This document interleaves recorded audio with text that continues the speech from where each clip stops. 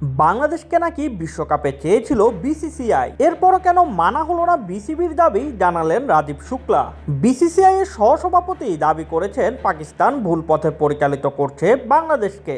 পাকিস্তানের উস্কানিতেই নাকি বাদ পড়েছে বাংলাদেশ।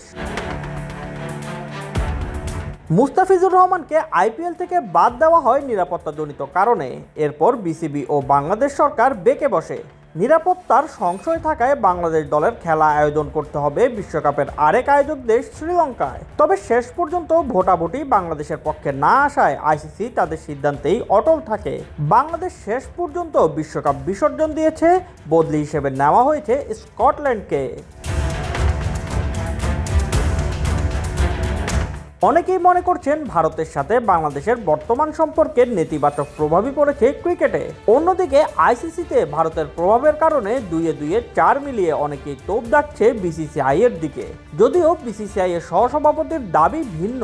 বাংলাদেশ দলকে সম্পূর্ণ নিরাপত্তা দেওয়ার প্রতিশ্রুতিও দিয়েছিল ভারত, জানালেন তিনি। আপত্তির মুখে পাকিস্তানের ম্যাচগুলো ঠিকই হচ্ছে শ্রীলঙ্কায়, হাইব্রিড মডেল মানা হচ্ছে আরও আগে থেকেই। অন্যদিকে ভেন্যু পরিবর্তনের আবেদন করে বাংলাদেশ বিশ্বকাপেই জায়গা হারিয়েছে। বাংলাদেশের দাবি না মানার পেছনে আইসিসির হয়ে ব্যাট ধরে তিনি যুক্তি দেখিয়েছেন বিশ্বকাপের প্রাক্কালে ভেন্যু পরিবর্তন নাকি সম্ভব ছিল না। তবে বিসিসিআই চাচ্ছিল বাংলাদেশ অংশ নেক বিশ্বকাপে।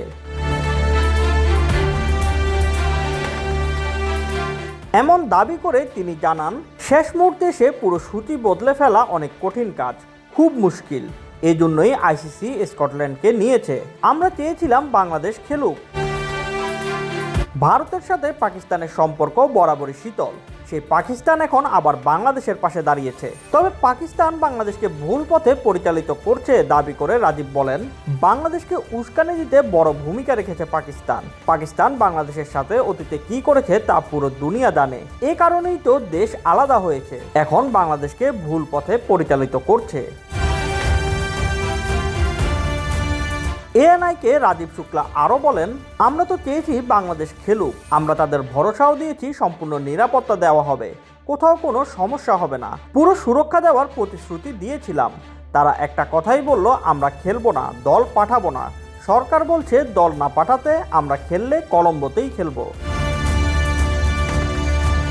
Shoaib Shams, BD cric time.